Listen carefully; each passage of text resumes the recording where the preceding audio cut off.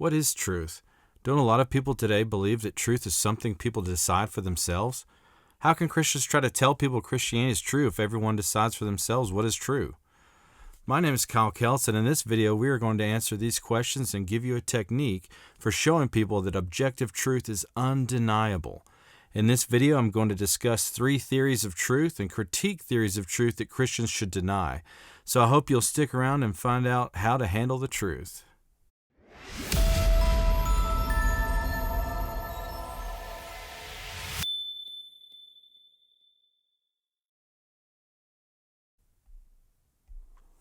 Welcome back, everyone. In this lecture, we are going to be talking about the objectivity of truth and how truth exists. It is objective, and it's actually self-defeating to argue otherwise. If you are following along with the Bible passages, our Bible passages for this in the last lecture were Titus 1. The Bible passage for this lecture is Titus 1, verses 10 through 11. If you want to hear me explain a little bit more about this passage, you can go to the last lecture on apologetic method. But yeah, here's the questions for reflection for this lecture. If you're watching this on YouTube, you can answer these in the comment section if you'd like, or if you're listening to this, you can send me an email at my academic website, or just keep these questions in mind while we go through the lecture so you can be thinking about what's important. So our first question is, do you think most people think truth is objective or subjective? Our second question is, do you think people in our culture hold contradictory beliefs about truth? Third question is, do you think the correspondence theory of truth is obviously the best theory? Why or why not? We'll be talking about different theories of truth in this lecture. And 4, is a subjective view of truth livable? Okay. And yeah, in this lecture, I'm mainly going to be just talking about these 3 theories of truth: correspondence theory, the coherence theory, the pragmatic theory. And what I wanted to do is talk about what the correspondence theory of truth is and why it's so important to Christianity. And then I want to define coherence theory and pragmatic theory, and then I'm going to critique those and just give you some reasons to believe why these are bad theories of truth, basically. And at the end, I'm going to finish it all off by just giving you a way of defending objective truth. It's really easy. In fact, once you learn it, you'll hopefully you'll never forget it, and you'll be able to see bad statements about truth, bad statements about reality when you see it. I was also going to close it out talking just a little bit about skepticism. But yeah, we're mainly going to be talking about theories of truth here. Okay, so let's get started with this. So this definition of the correspondence theory of truth is from that text by Dr. Doug Groothuis called Christian Apologetics. And he defines the correspondence theory of truth as saying that a belief or statement is true only if it matches with, reflects, or corresponds to the reality it refers to. Okay, so the correspondence theory of truth says a belief or statement is true only if it matches with, reflects, or corresponds to the reality it refers to. I like to just say it this way. I think it's the easiest. Truth is that which corresponds to reality. Okay, that's what correspondence theory is. Correspondence theory of truth actually goes way back in Western philosophy. This theory of truth was actually argued for by Plato and Aristotle back in the 300s BC. And they were actually very successful at arguing for this, and I don't think it's just because they were good at making arguments. It's just because that's how reality is. But anyways, so the correspondence theory of truth just says, and maybe you already have this common sense view of truth in your mind, but the correspondence theory of truth says that truth is that which corresponds with reality. So for example, if I say it is raining outside, my statement is going to be true if it actually is raining outside, right? Reality is the basis for the truth of my statements. If what I say corresponds with reality, my statement is true. If what I say does not correspond with reality, my statement is false. Okay? So this entails what we call an objective view of truth.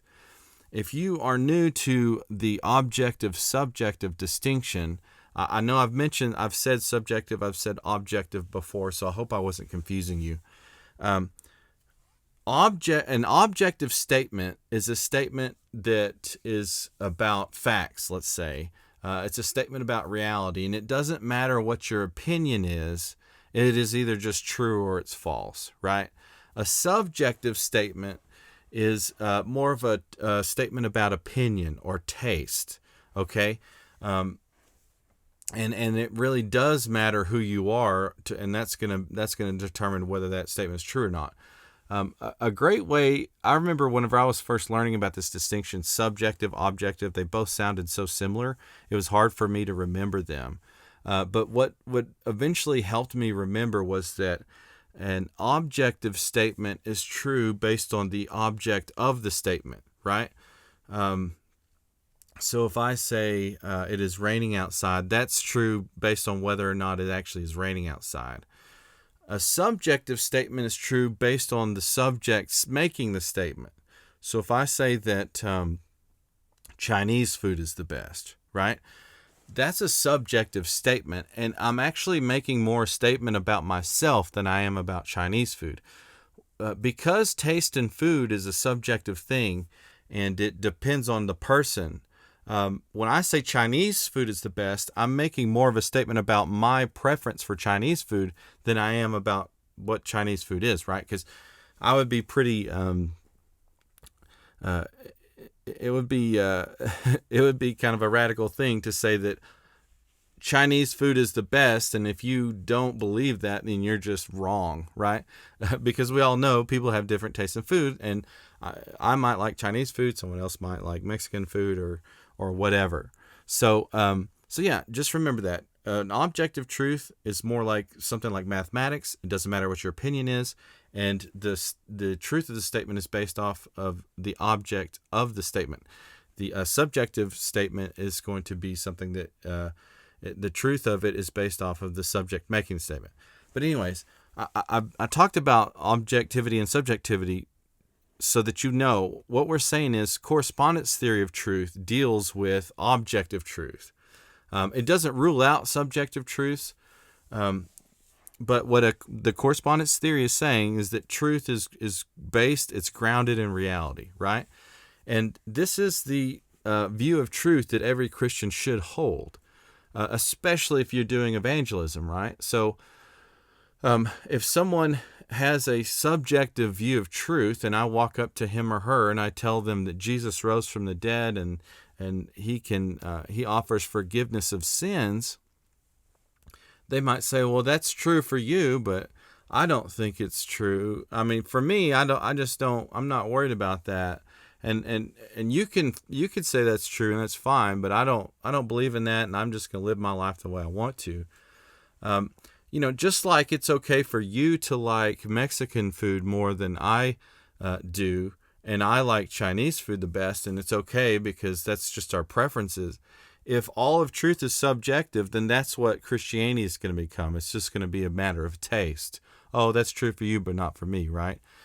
But if truth is objective, and it doesn't matter what your opinion is, and Jesus really did rise from the dead, and he really is going to come back and judge people based on their deeds and on whether they accepted his forgiveness or not, and it doesn't matter what your opinion is, what you think the world is like, then now Christianity is a lot more important, right?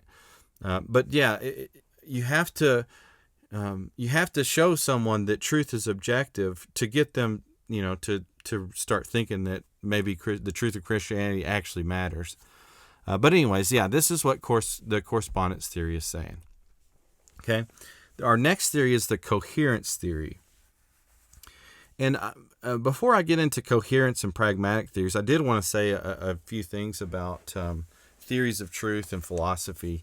So Because a lot of coherence theory, pragmatic theory, a lot of these subjective theories of truth are based in something we call postmodernism. And if you're familiar with the history of Western philosophy, there's a classical period. That's usually the Greeks. Then there's a medieval period, and that's a lot of times, there's a ton of philosophers in Western philosophy in the medieval period, some of them Arabic, but it's mainly European Christians in Western philosophy in the medieval period. But then there's what they call the modern turn, and that's when philosophy turns into a more modern version. And this is late 1500s, but it's mainly 1600 AD to 1900 AD. It was dominated by modern thought, okay? And modern philosophy, if you have ever heard of this, surely you've heard of René Descartes. If you've ever heard of I Think, Therefore I Am, that's René Descartes, a French philosopher. He's oftentimes called the father of modern philosophy. But his main goal, a big project of his, was to build a whole system of knowledge that had an undoubtable foundation. And a lot of modern thought is guided by this idea that we can have absolute, undoubtable knowledge and be certain of our beliefs. This is what's happening in modern philosophy. But after a few hundred years or so, some philosophers started to sit back and say, you know what?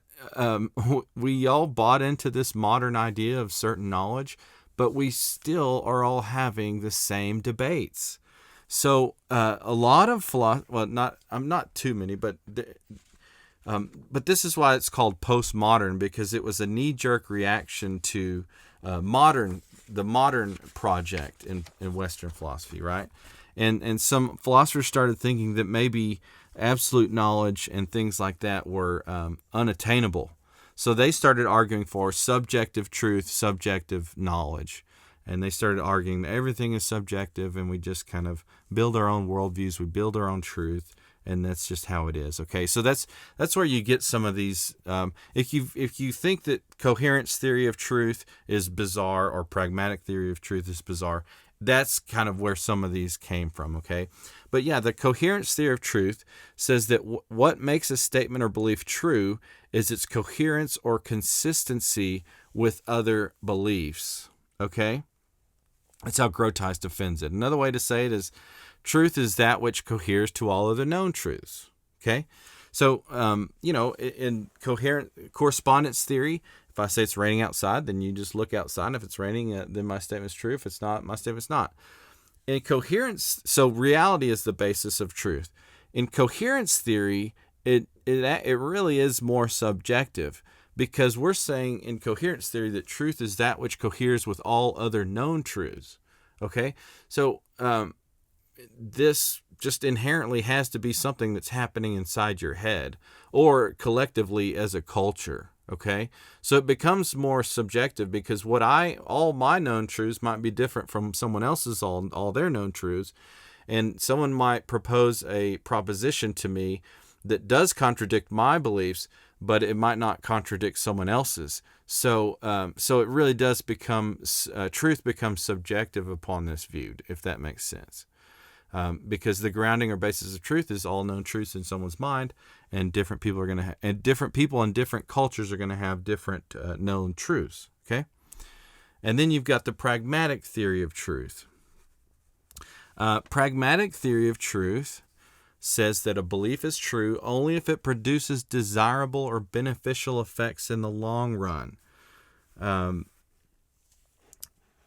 Now, whenever I hear pragmatic theory of truth, it reminds me of a philosophy called pragmatism, if you've ever heard of it. Some major philosophers that were pragmatists are Charles Peirce, John Dewey, William James, and some others. It was big around the end of the 1800s, mid-1900s. But the pragmatists, they weren't into metaphysics, Medieval philosophers in Western philosophy, modern philosophers were big into metaphysics. Descartes had a lot of arguments that said that human beings have a soul. Medievals obviously got way big into metaphysics. The medievals started with metaphysics. Modern philosophers start with epistemology. But anyways, metaphysics is a branch of philosophy where you're philosophizing, you're thinking about what is most real in the world, and that's where you get all these debates like, are abstract objects real in some sense? Like, do they exist outside of my mind? Does God exist? Do angels exist? What are properties? What is essential to something? What is accidental? It's all of these extra physical concepts about reality, okay? Well, the pragmatists weren't into that. They were very scientifically minded. They thought a lot of Descartes. This is after modern philosophy, so Descartes was in the modern arguments, debates were really big. And they thought a lot of that stuff, like whether or not a human person had a physical body and immaterial soul, just really didn't matter at the end of the day. So that's one reason why they rejected modern thought. But they were also like I said, they're also very scientifically minded, and science deals with inductive reasoning. You make all these observations about the world, and then you make conclusions based off of that. But your conclusions are usually just a matter of probability. You never really have certain knowledge of almost anything. So this is where they're coming from, and what they kind of. But anyways, the pragmatic theory of truth, kind of in line with things like that, is saying that truth is just that which is useful, okay? If something is useful or practical, then it's true. If it's not useful or practical, then it's either false or just who cares, right? And you can kind of see if someone's really scientifically minded. You say, how many angels exist in the world? Well, they don't care. They've never seen an angel. They don't think they exist in the first place. But either way, they don't think that we can see them, and that people try to attribute all these things in reality to their activity, but there's no evidence for that. So they just say, that's just not practical, it's not useful, so it's false, or it just doesn't matter to me. Now, having said that, this is an interesting theory because there's a little bit of objectivity to it. There's a little bit of subjectivity to it, right? If you just go off the fact that the grounding of truth in pragmatic theory is that what someone finds useful is true, that's the basis for truth, then it really can step off into the subjective domain, right? Because what one person finds useful, another person might not find useful. Or what one culture finds useful, another culture might not find useful. So there is a little bit of subjectivity in here. There's also a little bit of objectivity. So like, I just either will or won't find some statement useful. Even though that depends on me as an individual, like there is a little bit of reality going on in whether or not I'm going to find it useful. So it's it's definitely an interesting theory. And, I would say the pragmatists, they were into objectivity. They weren't full-blown postmoderns that didn't think that we could have any truth or knowledge at all. Because they were scientifically minded, obviously, they're going to be into objective truth. But anyways, that's what the pragmatic theory is. Now, having defined correspondence theory, coherence theory, and pragmatic theory, now I want to go ahead and critique these, right? As Christians, we don't want to be coherence theorists. We don't want to be pragmatic theorists because these entail that truth is going to be subjective. And like I said, if truth is subjective, then the gospel won't necessarily matter to everybody. Okay, now, if I remember right, I think I get these critiques mainly from Grotius and Christian apologetics. So there's two major problems with coherence theory. Let's start with coherence theory. One major problem is that two systems of thought can cohere internally but contradict each other. There's two main points with this, and that I really enjoy. Okay, so if you're looking at my slide, there's a woman thinking about Harry Potter. There's a man thinking about Star Wars. This is kind of extreme examples, but it really helps me explain what I'm getting at here. What we're saying is that two systems of thought can cohere internally inside someone's mind, but they can end up contradicting each other. So let's say that this woman literally believes that we live in a world where there's non-magical people and there's magical people, but the magical people are often they've got all their enchantments so that we can't see them. We go about our daily lives in our modern world thinking this is all there is, but there's really there's this magical culture that lives alongside our non-magical culture, but they're concealed from us so we can't see them. And we've got our man thinking about Star Wars. Let's say that he literally believes that we live in the Star Wars universe. And the Star Wars movies really do depict events that happened in a galaxy very far away and a long, long time ago, right? So we still live in that universe, but we just weren't around for that, and it was really far away anyways. Now, they can both go about their life thinking that this is what reality is, but and coherence theory is saying that's fine. It's okay for her to believe that there's magical people because that doesn't contradict anything that she believes. And it's okay for him to believe that we're in the Star Wars universe. But obviously, these two systems of thought can't both be true at the same time, can they? We both can't be living in the Harry Potter and the Star Wars universe at the same time. So, I mean, I don't know. Some people might not find this contradictory, but I just find it to be an obvious problem with coherence theory. And what we emphasize is that you can build a system of thought that's not internally incoherent, but that might not have anything to do with reality. Just like how I can believe that there's magical people living everywhere when there's really not. But it doesn't cohere with it doesn't contradict any of my known truths, right? So that's one major problem with coherence theory. Another one, which is one of my favorites that Doug Groothuis points out, is that coherence theory and correspondence theory can both be true at the same time, right? If I'm a coherence theorist and someone tells me about coherence theory, correspondence theory, the problem is if that doesn't contradict my other known beliefs, then they can both be true at the same time, right? So, and this is problematic because usually if you have three choices and you say one is the best, that usually entails that the other two are false. But if coherence theory is true, that makes it so that it's okay for either one. It would still make it okay for correspondence and pragmatic theory to be true.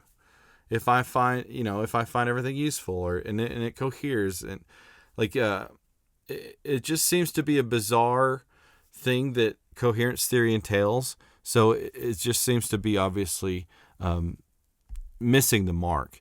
Now, at the end of this, I'm going to give you reasons. I'm going to show you that it's actually self-defeating to deny that the correspondence theory of truth is false, or excuse me. It's self-defeating to believe that the correspondence theory of truth is not true.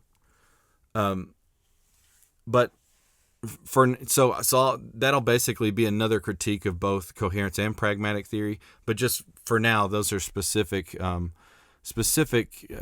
critiques of coherence theory. But yeah, let's move on to critiques of pragmatic theory. I think pragmatic theory has even worse problems. And here's 4 things that Groothuis points out with problems with pragmatic theory. One of my favorite things he points out is that it's usually difficult, if not impossible, to predict the usefulness of any given statement. Remember that pragmatic theory says that a statement is true if it's useful. But take this statement, for example. The Twin Towers fell on September 11th, 2001. If you're reading this in a history book, how are you supposed to determine whether it's useful or pragmatic for you to believe that the Twin Towers fell in 2001? I would say that it's, I would love to see how someone, I think you'd be very smart if you could, you'd basically need to know the future. I mean, for a lot of people, why does it matter whether the Twin Towers fell in 2001? Maybe you guys can think up some things and put them in the comment section. But this and many other things that we run across in our everyday lives, it's just, how are we supposed to know whether that's going to be useful or not? And I think it's a pretty big hurdle to being a pragmatic theorist. A second thing that is wrong with coherence theory, or a second problem, is that Grotius points out that it is redundant to add the words, "it is beneficial to believe," to any fact. Well, so, excuse me, he's emphasizing that according to pragmatic theory, it would be redundant to add, "it is beneficial to believe," to any fact, right? Because pragmatic theory is saying that something that is true is something that's useful. So it would actually be redundant for me to say, "it is beneficial to believe that the Twin Towers fell in 2001, when all I have to say is it's true, or just imply that it's true and say the Twin Towers fell in 2001, right? So according to pragmatic theory, the statement "the Twin Towers fell in 2001 is equivalent to the statement "it is beneficial to believe the Twin Towers fell in 2001. But the problem with this is that while pragmatic theory entails that is a redundancy, it seems like when you put those two statements next to each other, they're not the same statement. Does that make sense? Like, "it is beneficial to believe the Twin Towers fell in 2001 is saying one thing, and "the Twin Towers fell in 2001 is saying another. One seems to be making a statement about reality. Another one seems to be making a statement about yourself and whether you find that useful. And because those two statements seem to be about two different things, pragmatic theory seems to be false." Okay? I think probably the worst problem, well, all of these are pretty good. This is probably one of the worst problems, though, is that imagine, so, I mean, when you look at the definition of pragmatic theory, that which is useful is true. That which works is true. But if you're looking more foundational and trying to say, okay, well, I mean, words have meaning. How do we agree on what works or useful means? Like, okay, well, the definition, when you're trying to figure out what the definition of works or the definition of useful means, you're going to be making statements of fact. But how are you going to even find if that's useful or if that works in the first place if you don't even know what works and useful means?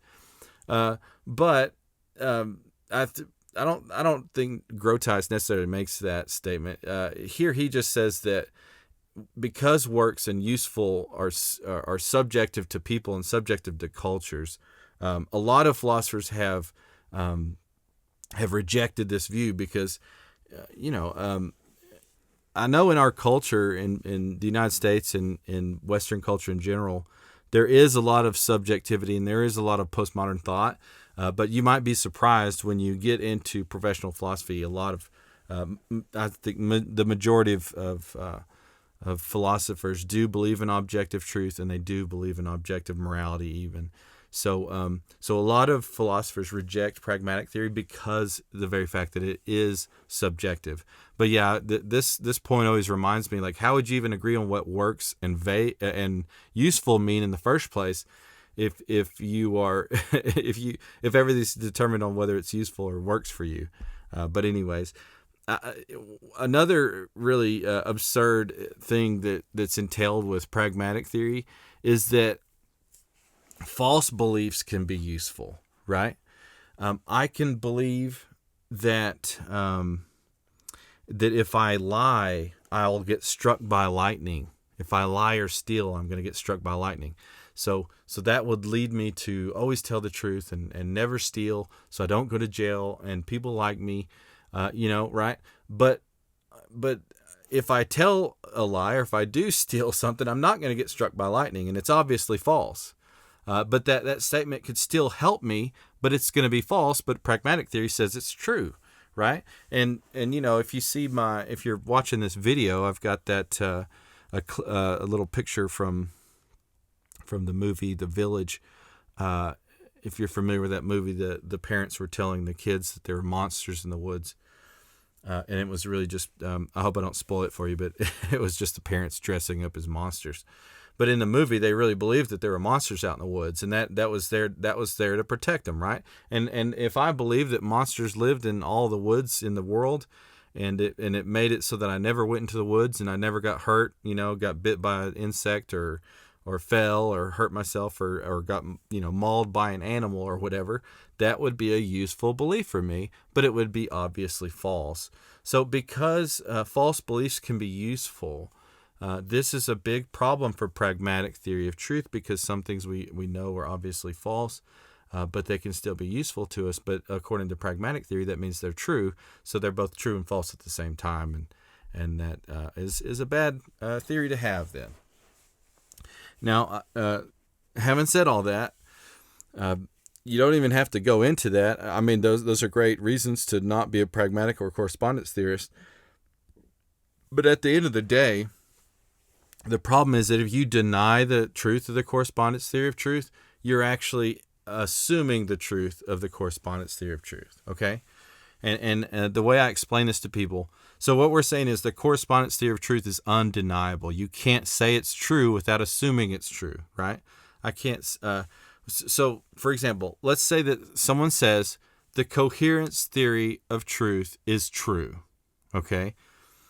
Right? And if you say that that's true and you're choosing from these three theories, then that usually entails that you're going to be saying the others are false. But if someone is saying the coherence theory of truth is true, right?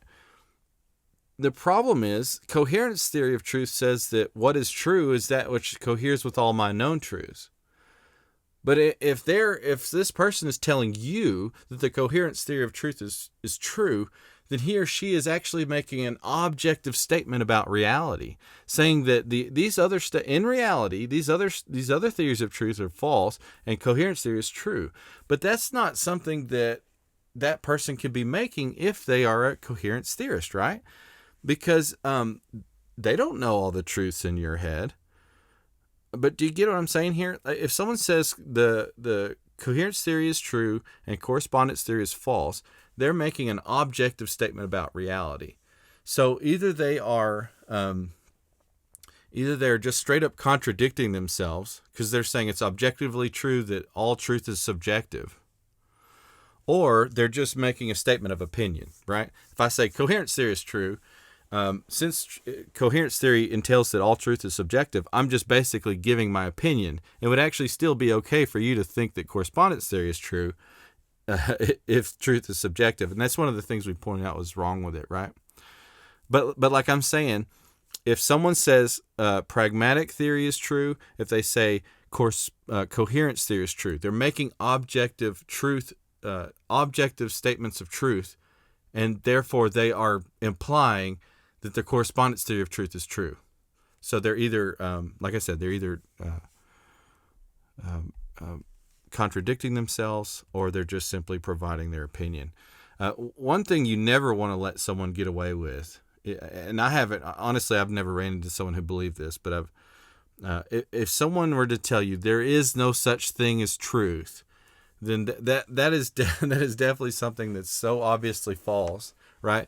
Because if someone says there's no such thing as true, what are they implying? They're implying that it's true that there's no such thing as truth.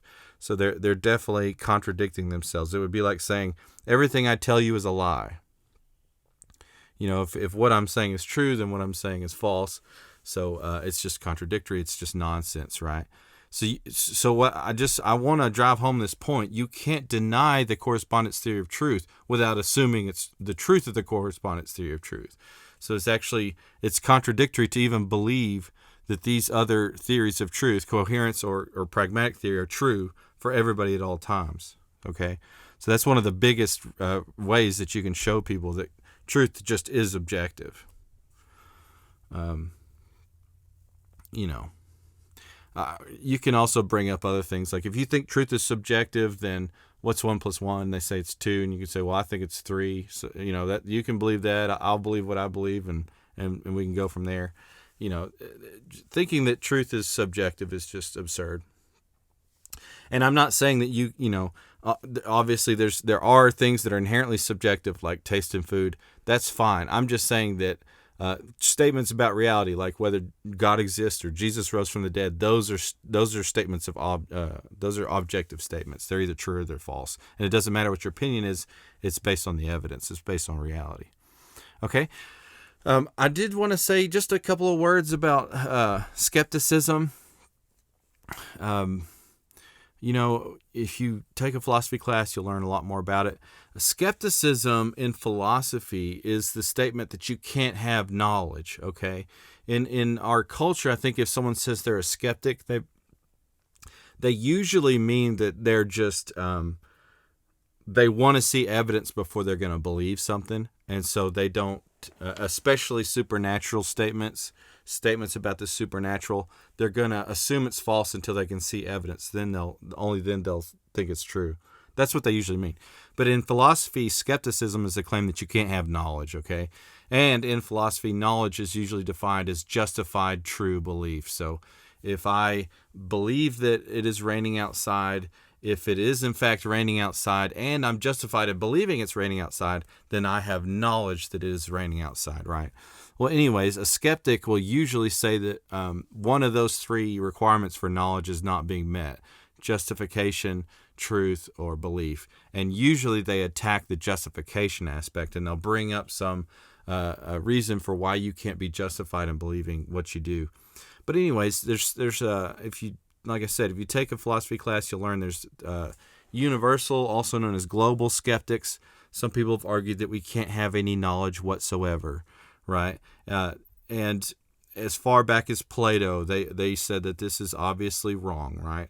If I were to tell you there is no such thing as knowledge, what would you say to me? Hopefully you'd say, well, how do you know that, right? Because when I tell you there is no such thing as knowledge, it's a knowledge claim, right? I'm telling you that I know that there's no such thing as knowledge, so I'm defeating my own statement. I'm saying something incoherent. So it's well known in Western philosophy that you can't be a universal skeptic. It's just a self-defeating belief.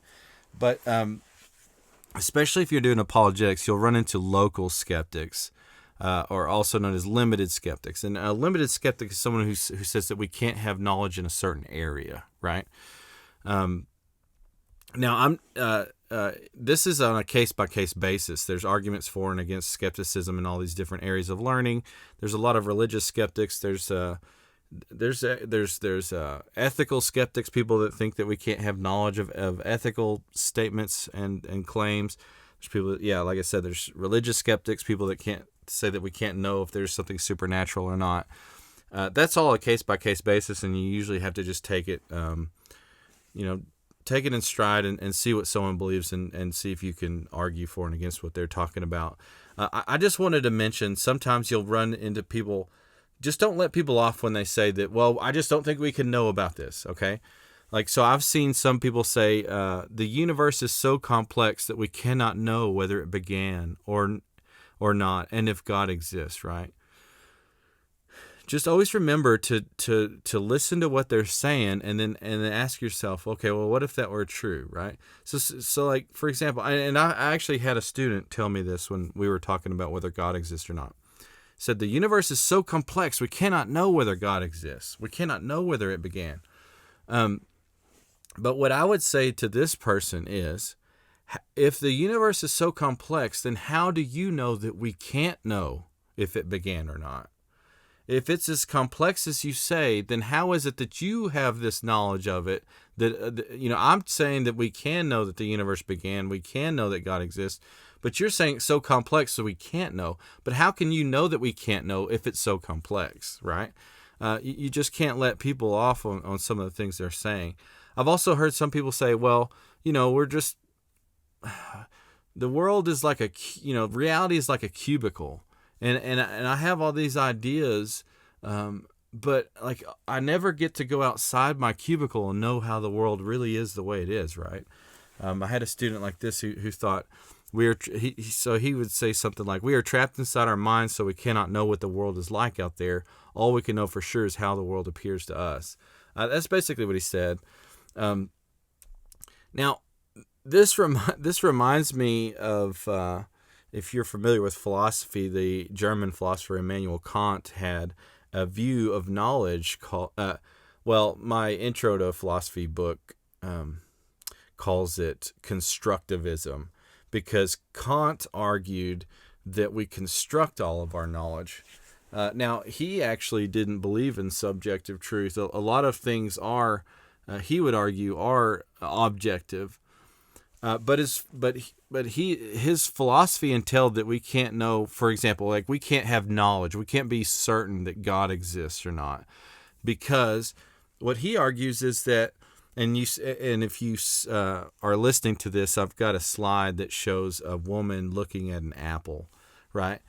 Now, what Kant said is that there's a phenomenal realm and there's the noumenal realm. The phenomenal realm is the world as it appears to us, right? We get sensory experience and it hits us in our eyeballs, hits us in the ears, and that sends signals to our brain, and then we have this experience of the world. But Kant argues that's basically all in your head. That's the phenomenal realm. It's the world as it appears to you. And then he argued, well, but then there's the noumenal realm, which is the world as it really is. And Kant argued that there's this unbridgeable gap between the noumenal realm and the phenomenal realm. And you can't know how the world, you can't know the noumenal realm. You can't know how the world as it really is, because all you see is the world as it appears to you. The only way for you to know, to be justified in saying that you have knowledge of the world as it really is, would be to step outside of your mind and to look at the noumenal realm and compare it with, to look at the way the world is as it is and compare it with the world as it appears to you. And only after comparing those two and seeing that they match up could you know that your knowledge of the world really is justified. Now, obviously Kant was a very smart person, and a lot of people agree with his ideas. And I just want you to know that you can't just brush aside some giant of philosophy in just a few sentences. But just real quick, what I would ask him, and it's a lot more in depth than this. This is a basic course. But what I would ask someone who says that is, I would say, well, how do you know there's a noumenal realm? You're saying there's a phenomenal realm and there's a noumenal realm. How do you know that we don't know the world as it really is? Do you see what I'm saying? He's saying that there's this phenomenal realm and there's a noumenal realm. But what I would ask is, how do you know there's a noumenal realm if all you can know is the phenomenal realm? You know what I'm saying? So I just don't think that you can make statements like we can't know the world as it really is if you're saying that all we see is the world as it appears to us. I'm skeptical that, you know what I'm saying? Like it's similar to saying, well, I'm stuck in my cubicle and the way the world really is the world outside my cubicle. But what I would ask is, if you're stuck in your cubicle, how do you know there's a world outside your cubicle, is what I'm saying.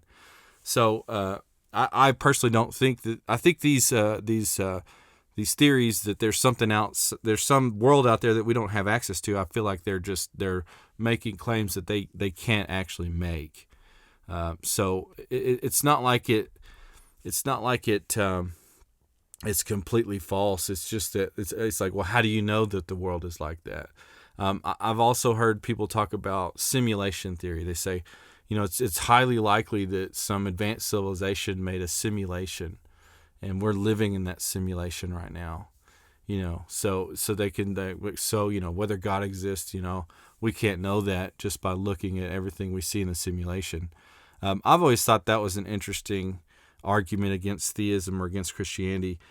One thing I'd like to ask that person is, well, let's say that it is a simulation, and the people who made the simulation make it so that you go to heaven or hell at the end of the simulation. So, what I would say is, like, you just have to go with what you know, right? I see this world out here, and the reality I see, called planet Earth, and I see all the evidence for theism and the Jesus resurrection, and for all I know, even if it is a simulation, maybe based on whether I believe that's true or not, it's going to determine whether I go to heaven or hell. So I just don't see saying that this is all a simulation matters whatsoever. But anyways, I'll quit talking about skepticism. But yeah, this is our lecture on truth and knowing reality. Main point I want you to take away is that denying the correspondence theory of truth, denying that truth is objective is a self-defeating thing to do. Okay, so here's our reflection questions again. Do you think most people think truth is objective or subjective? Do you think people in our culture hold contradictory beliefs about truth? Do you think the correspondence theory of truth is obviously the best theory? Why or why not? And is a subjective view of truth livable? Okay, and here's our quote. I think this will be the last time we have this quote, and then we'll switch to a new one. It's from R.C. Sproul again, Defending Your Faith, page 8. Defending the faith to the best of our ability is not a luxury or an indulgence in intellectual vanity. It is the task given to each one of us as we bear witness to our faith before the world. And as always, don't forget Southern Evangelical Seminary. That's ses.edu.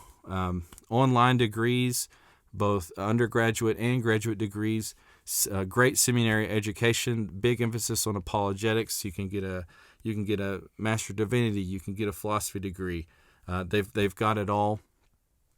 Don't forget to check that out if you are getting more and more into apologetics. And also, don't forget about Kingdom Preparatory Academy. That's where I teach this apologetics course.